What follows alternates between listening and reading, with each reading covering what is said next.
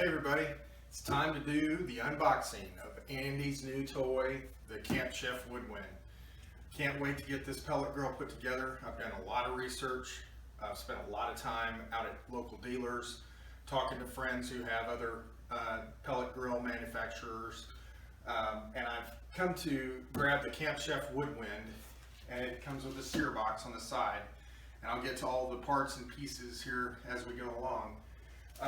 But I want to talk a little bit to you about pellet grills. I'm going to assemble this and get ready for my first cook soon. So I hope you guys enjoy it. Let's get this thing opened up.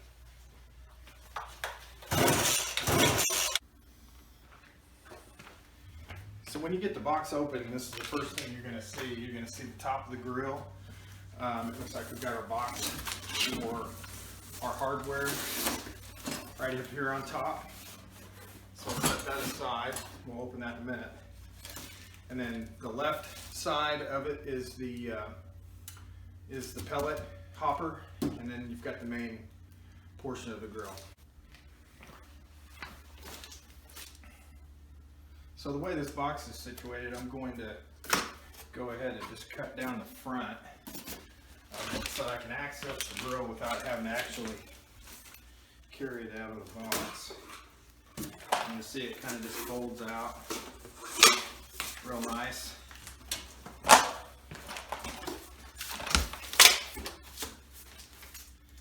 And gonna remove this packing material here. Maybe.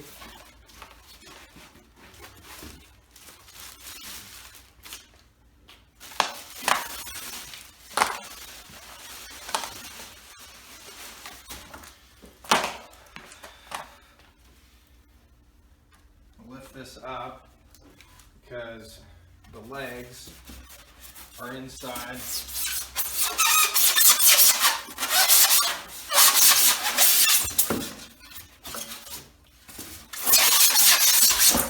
That was painful.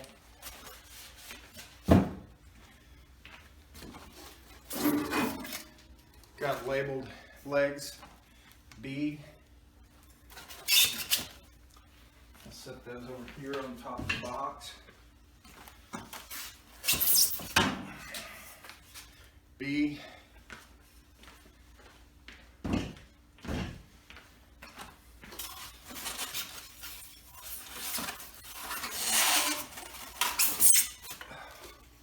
F.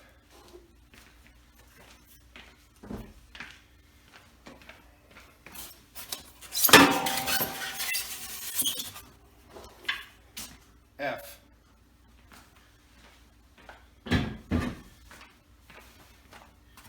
We'll discard this interior packing.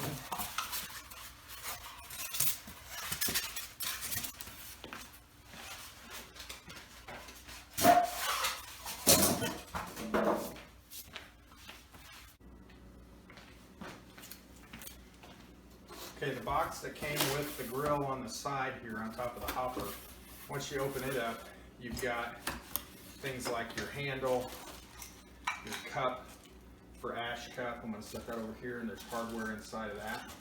So I'm going to need that out of there.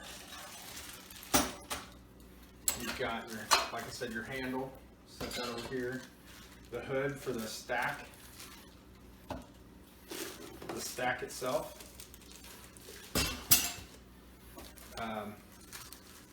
Some sort of bracket, which, two brackets. I assume this is probably for the top shelf.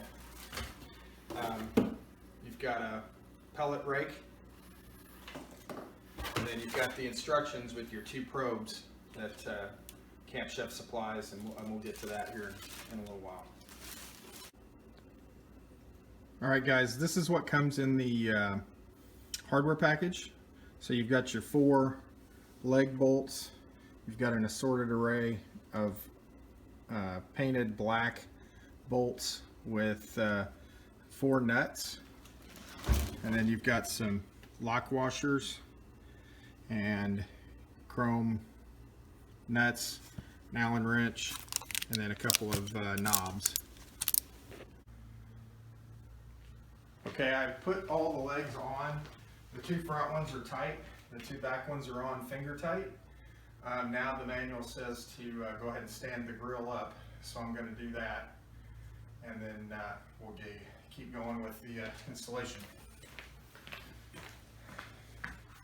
Okay, now we're going to install the bottom shelf. Got the 4 long bolts that it came with. We'll get that put on here real quick as well.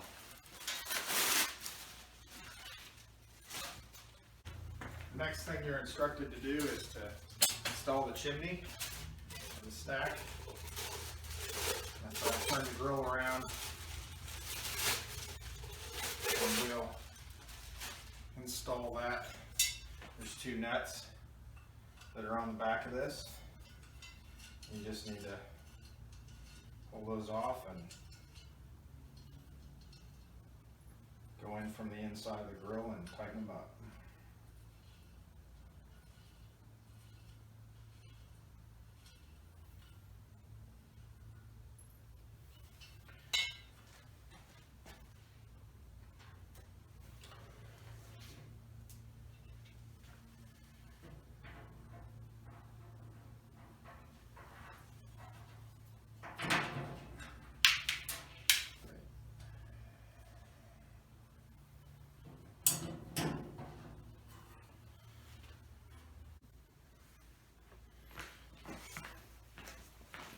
This is important. This is the cap that goes on top of this chimney. It has a little nut right in here that you can move up or down. In the winter time, you want to have that thing at about a 1/2 inch. And in the summer, you'll go about 1.5 inches is what the manual says. So I'm going to go ahead and tighten that up so it's up on top of the throw of the, goes down the throw of the thread. And it's cold here right now, so I'm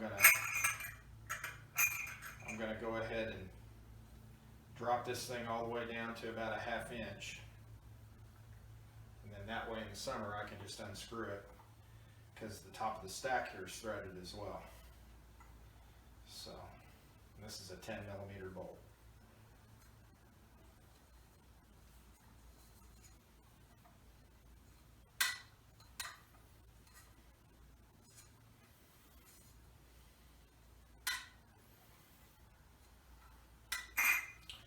Okay, that's about right.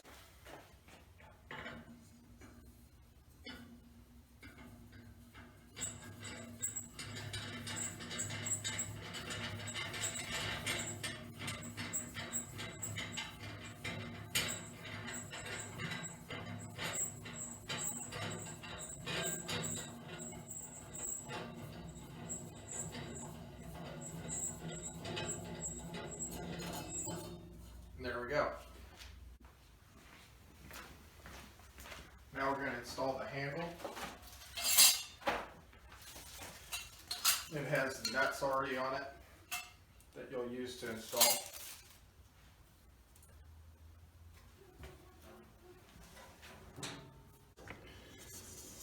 This bracket goes like this with the skinnier side up top. And they have 4 flange bolts. And nuts so that you can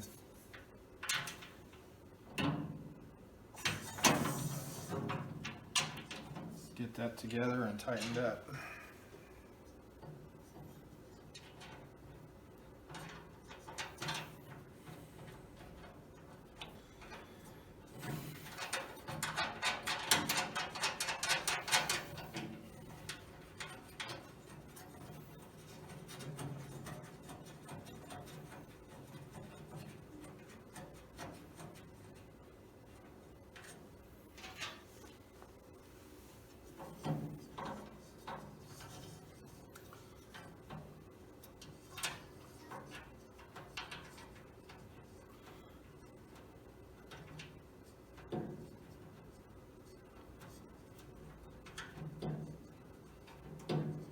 This back one's a little tight, so once you get it started, it's a little easier.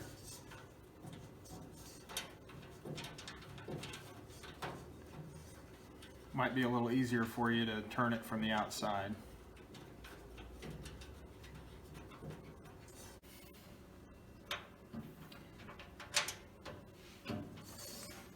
can't get that one started, so I'm going to try the back one first, or next.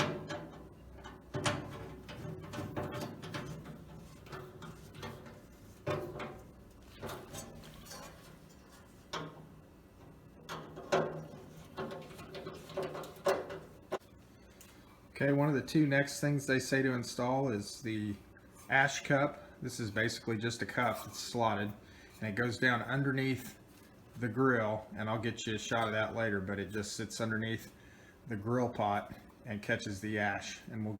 Okay, the next thing it talks about installing is the deflector shield, which we'll get to in a minute, but I wanted to give you a shot of the inside of the grill first. This is, again, the slide and grill version of this grill, which, if you look, it's got this deflector shield, which all of the grills do. All of the pellet grills I've ever seen have a deflector shield that goes over the cooking pot down here. And if you look closely, there's a rod down in there that contains the ceramic lighter, the lighter that lights the pellets. And then this has the auger chute that brings it out into the pellet pot. Now this particular model has a couple of nice features on it.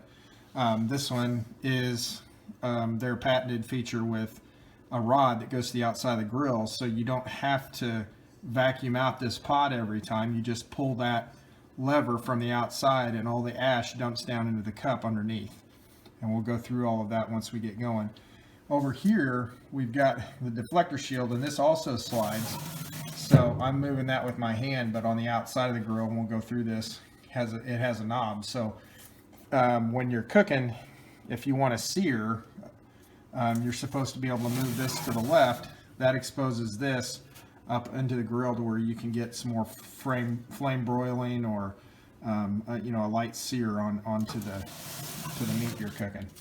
I'm going to go ahead and remove this plastic. There is some oil, as is with anything that's been packed in plastic to ship, so we'll get that out, but don't be alarmed if you feel a little oily material in there when you pull this off. Okay, that's what it looks like once you get all the wrapping off of it. Again, this slides back and forth to expose the pot. Now we're going to put on the deflector shield, and it's louvered, but I'm going to pull it out of the plastic and we'll set it in.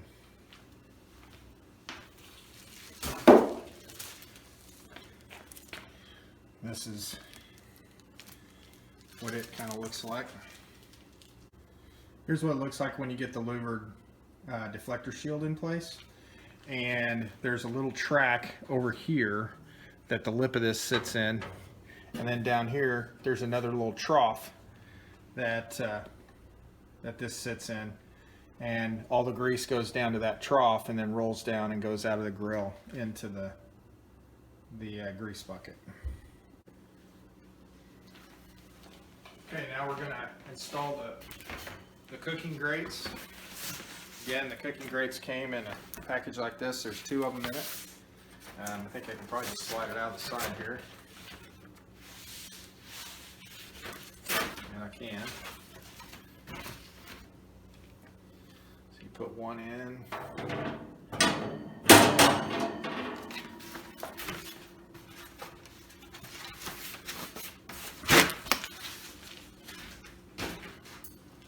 together installed.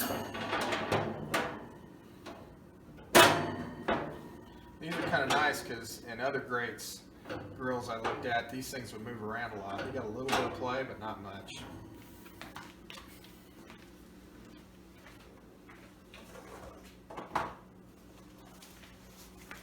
And the third box that I got with this had the warming rack and second shelf, and that's a big feature. This is a big reason why I bought this grill. Was it didn't just have a warming rack on it. It had another full shelf that allows me to basically double my cooking space vertically rather than having to buy a 36-inch long smoker, which for any of you who have used smokers before, and I have an old 36-inch smoker right now that's charcoal that I've used for years, but there's a 50-degree swing in temperature from one end of that to the other. So with these, that's going to allow me to basically do the same amount of food but have it right under the heat source. So that was a big selling feature for me on this grill. I'll go ahead and get these unpacked and I'll slide them in and show you that.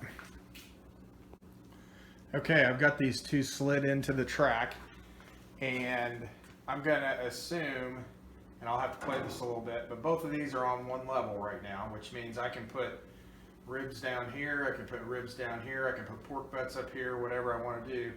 If I don't want to have that in the way, I can go to the upper side of the rack and just slide that all the way back, and then I have all this space going up. And of course I can pull them all out if I got a lot of large, tall items. But again, this is one of the big selling features of this grill for me.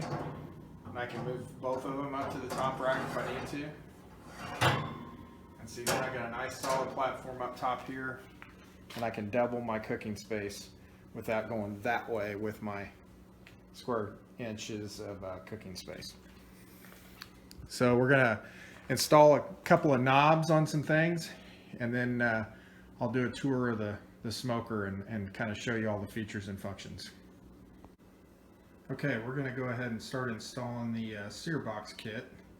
It goes right here on the right side, right above the grease bucket and the clean out, which we'll go through in our features section, but we'll get that unboxed and start putting that on the side. Okay, I'm unboxing the Sear kit.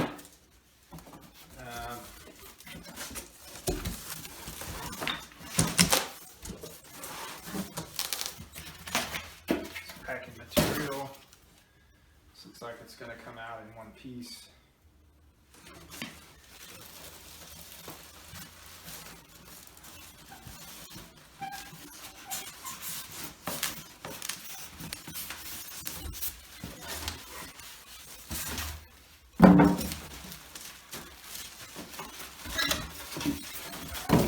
Pretty well does come out in one piece.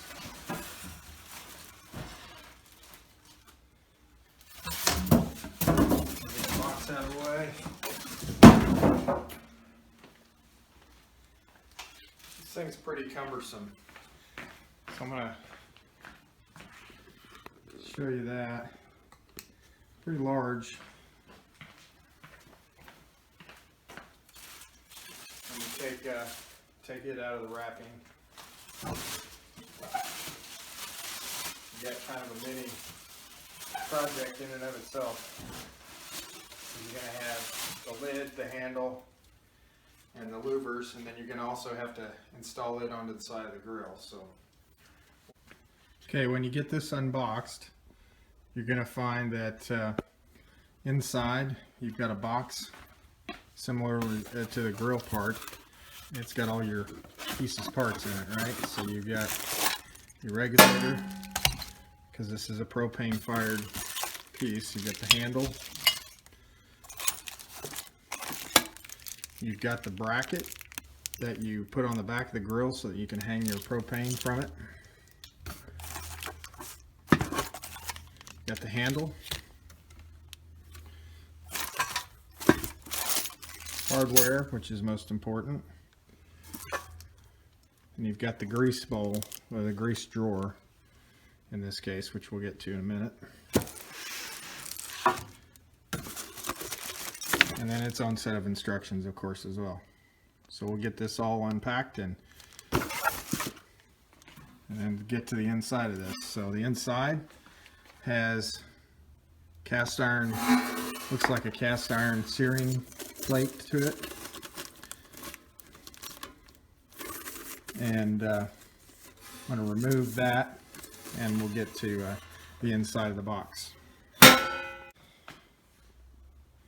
Okay, this Sear box I have started with one screw. It's down there right in the middle. There's 6 of them. They go various places around the inside here. I'd recommend getting this top one sorted, and then you can go around and attach the rest of them. So one thing I read online about this grill that was not good is that when you install this Sear box, you'd have a hard time opening and closing the lid. Well, I'm going to tell you right now that that is a problem. I've got this tightened up, and as you can maybe see, the lid is butt up against the top of the grill. I went to go shut it so I could start working on the handle, and it's stuck. I don't want to go scratching up the grill, so I'm gonna look at the bolts and see if there's anything I can do to maybe put a couple of washers or something right on those back ones to space it out a little bit from the side of the grill. Okay, I think I've solved my problem. If you can see right down here on this screw, I put a couple of fender washers in between it and the side, and then tightened everything back up. And it looks like I have the clearance that I need now to open close the deal. I shouldn't have to do that with a grill this expensive, but I did. But anyway, I got it solved. Okay, we've gotten the handle put on. We've gotten the thing attached, the Sear box attached to the side. Now we're going to go ahead and set in the back in the flavor bars, the deflector bars, and the shield.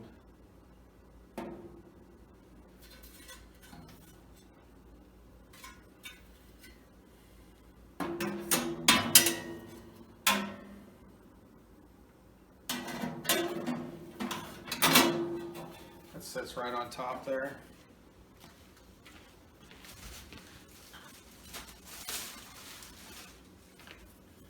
Then we have the flavor screen, I think they call it. You gotta kind of set that thing in there from the side first. And then it sits down in there on top of that.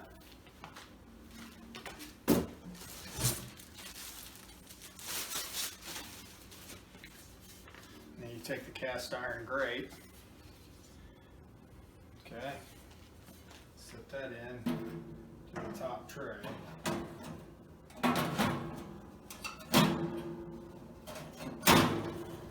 And you're good. Close that up.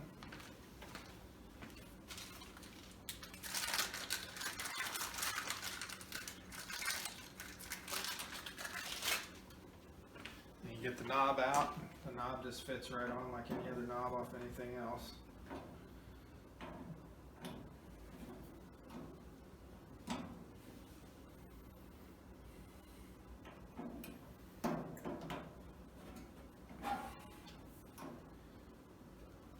Yep, it wants to go on. Hopefully. Oh, there's a little set screw on the bottom of it. You need to loosen up.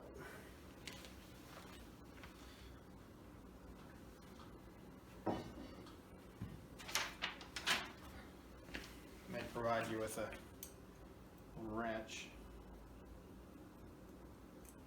Allen wrench, loosen it up.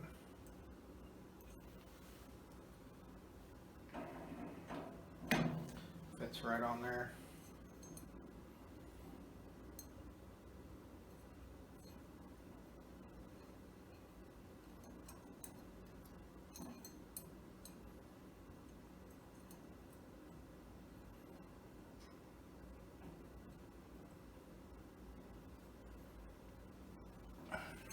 it up. Okay, and you're ready to go. Last thing that you want to put in on the Sear Box is the grease drawer. Catches all of your grease. There's a little track right there that it fits on.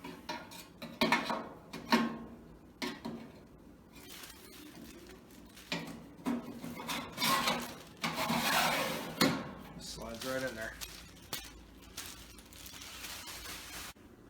Okay, now that we got this put together, I'm going to kind of go through the different features and functions of this that kind of drew me to this grill.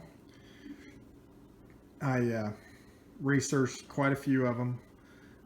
Looked at Traeger's, looked at Rectex, looked at Louisiana, looked at Pit Boss, which is the sister company of Louisiana. They sell them in Walmarts and Lowe's and Academy Sports, those types of places. I looked at Memphis high-end grills. I looked at several other models. There's Gorilla Grills, there's Z Grills, all those types. And I really landed on this one, partially because of the price point, partially because of, and I also looked at Yoder's, which I consider the top of the food chain. But I just could not justify spending $2,500 for one of these units. So I went with the Camp Chef. They're really highly rated. This one looks really nice. It's got the stainless lid on it. This is the Woodwind model. It goes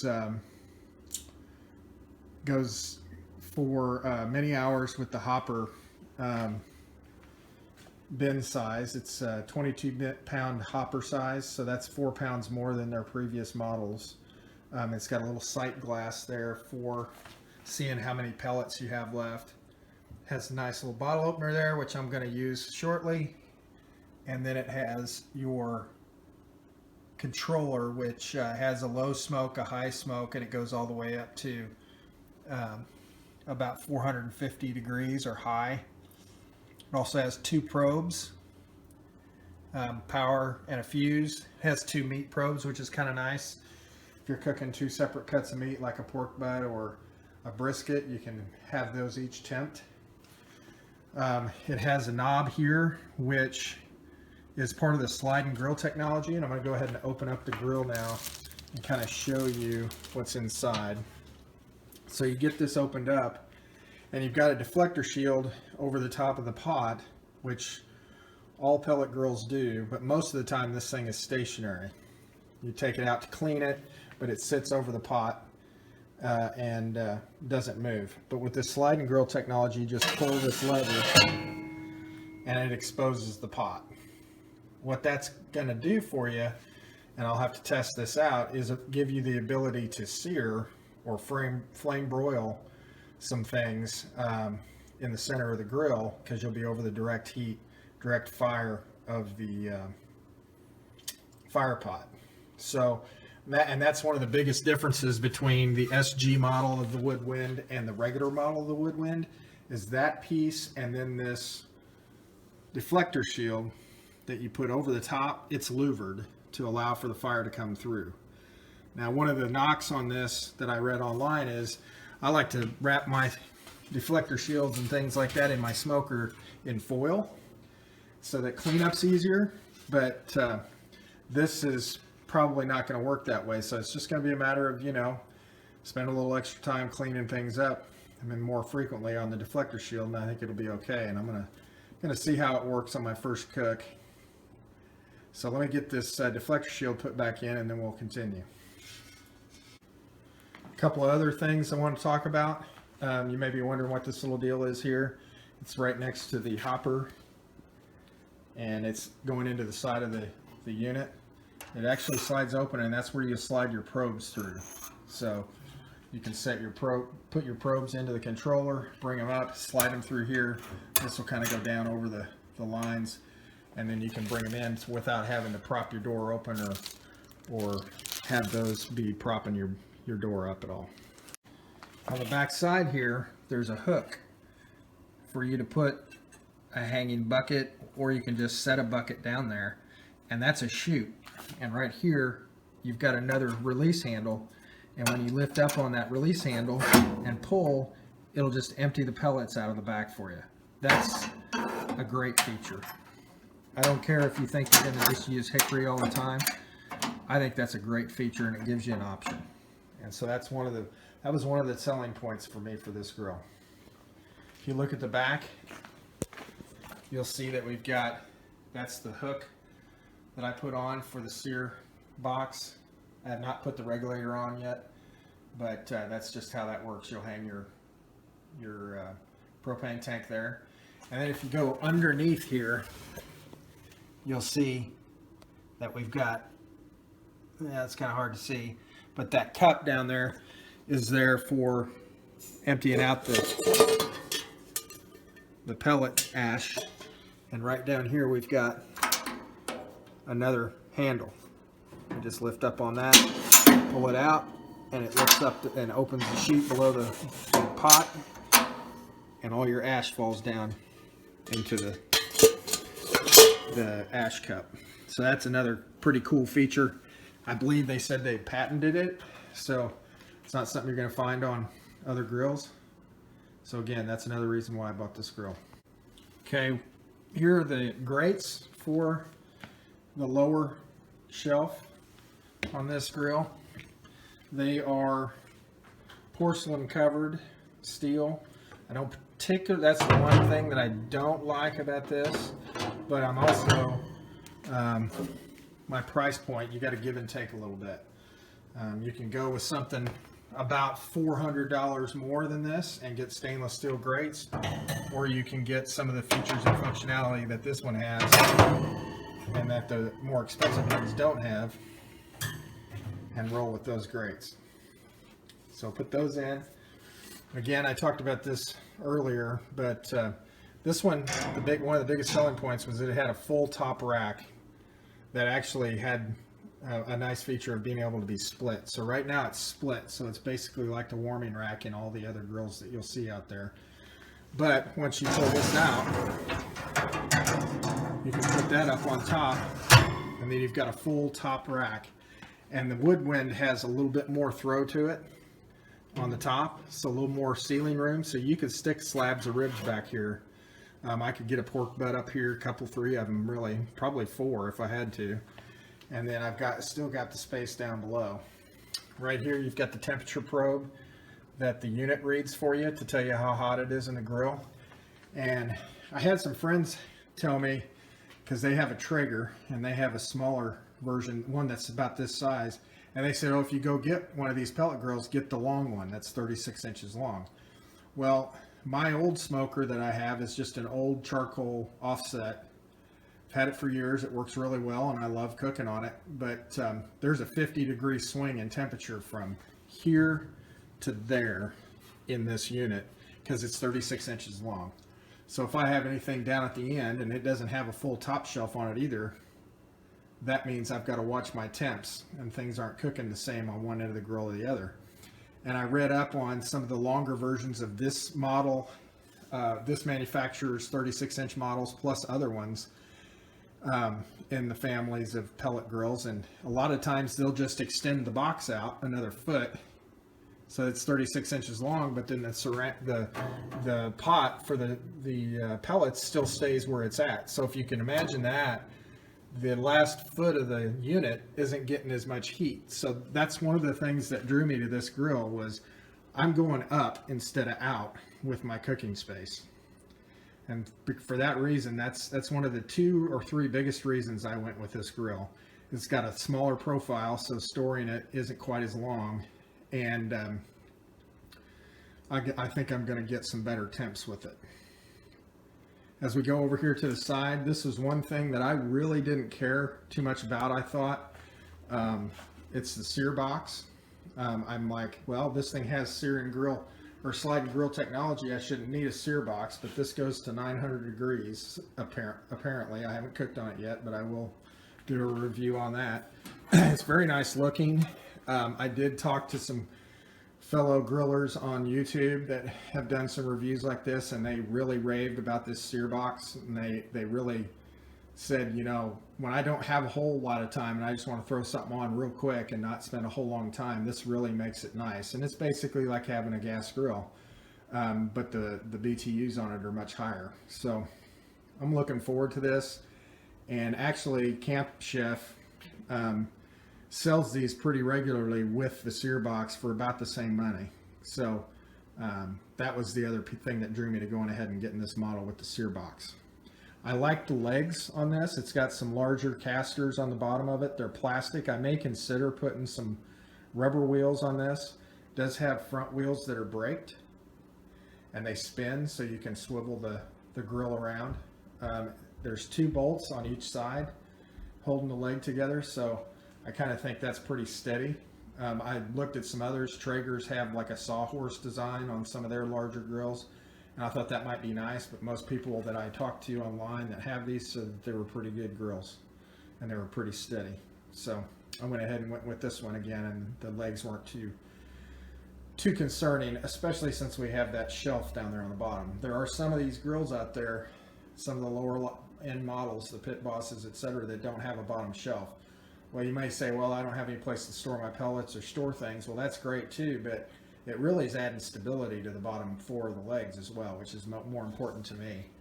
So again, that's part of why I bought this grill. So if we come back around here to the hopper, you see the sliding grill that I had pulled. I'm going to push that out of the way, and then you open the hopper, and it has one of these grates here that people don't really care for, but it's supposed to keep you from getting your hands down in the auger. I've had some people say that there's just 4 screws down there. If I ever want to take that out, I can do that. But one of the things that's really great about this grill that most people don't think about, or they have said online they didn't think it was that important, is being able to empty the pellets. So I have a bag of hickory pellets that I'll show you in a minute that I'm going to use with this grill, but I like to use cherry. I'm going to use pecan, those types of things. Competition blends have multiple different species of wood in them, and dipping these out would be a pain in the behind with that grate in there, but you don't have to do that with this grill. Okay, it's break-in time for this grill now that we have everything assembled. I'm going with lumberjack pellets. I've read some really good reviews on those pellets. Hear a lot of good feedback about the amount of smoke they produce. They are 100% the species of wood. There's no fillers, and they also are a pretty good price point when it comes to pellets.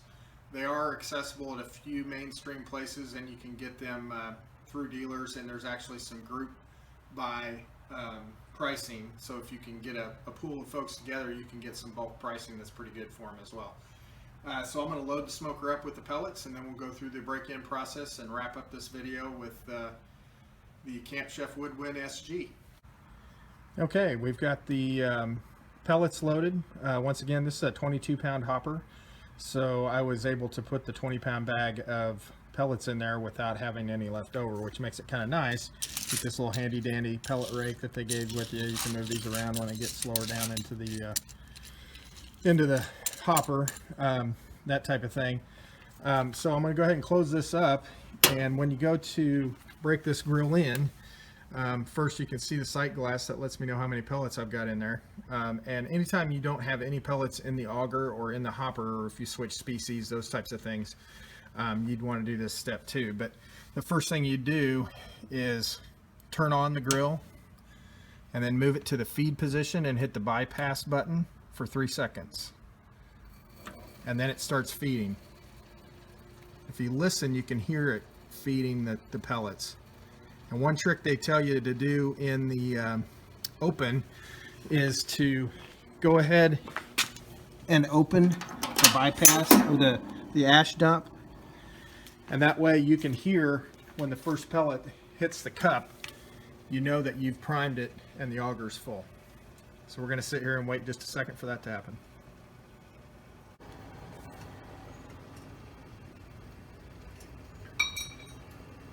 Okay, if you can hear that, I'm starting to hear some pellets fall into the cup. So I'm going to go ahead and close the ash dump, and we'll continue with the break-in. Now that we have pellets coming into the pot, I'm going to go ahead and move this. Camp Chef recommends moving this to 350 degrees for a half an hour.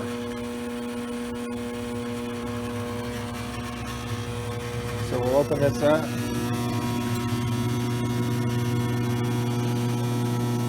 Here it's doing its thing, it's magic.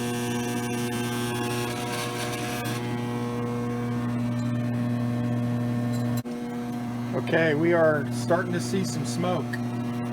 The start cycle lasts about 8 minutes anytime you change it from feed or off. So we're getting some pretty good smoke already. It's only been a couple of minutes. And there I can hear the fan kicking on.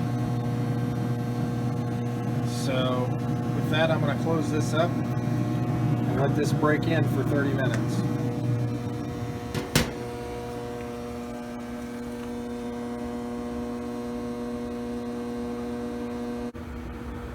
I'd heard quite a bit of noise once we started this up, and while it was on the start cycle, it was rattling quite a bit, and so I kind of investigated that after the start signification stopped on the display, and now we're looking at temperature, and you can see it's climbing pretty quick up towards 350. We're only a couple of minutes in, and you can see how fast the temperature climbs. Well, I kind of looked around and pushed on it a little bit to see if I could see where it was loose, and those two screws right there were just, I mean, they weren't loose. I couldn't have turned them with my finger, but I took a screwdriver to them and just kind of torqued them a little bit, and it got rid of that rattling sound. So maybe it loosened up during shipping, something like that. I wouldn't let that deter you. I think it was just a matter of it had loosened up a little bit in shipping. I tightened it up and everything's cool. So it's plucking away, and we'll let it get to 350, and we're on a timer, and when we get to the end of the 30 minutes, we'll shut it down. Okay, we are up to temp. That took about 15 minutes at best to get to 350 degrees. It did overshoot itself to 356, and then it started coming back down within a minute. So now it's at 348 now. It dropped to 348. For 347, but that's going to adjust itself back up to 350. So pretty impressive start. Only took about 15 minutes total. That's what the start cycle to get to temp. I would assume that since the auger's now full, that the next time I go to start this, it might take even less time to get to 350. Okay, we've had this thing breaking in for actually closer to an hour, just because I had some things I had to take care of. And so now the shutdown process is pretty straightforward. You just move the dial to shutdown, and it will shut down. It'll take about 10 minutes to shut down. The auger will keep moving, so it'll burn up the remaining pellets that were there, and then it'll stop, and then you can move the switch to off and be ready for your first cook. So thanks for watching, and we'll do another video on the first cook coming up soon.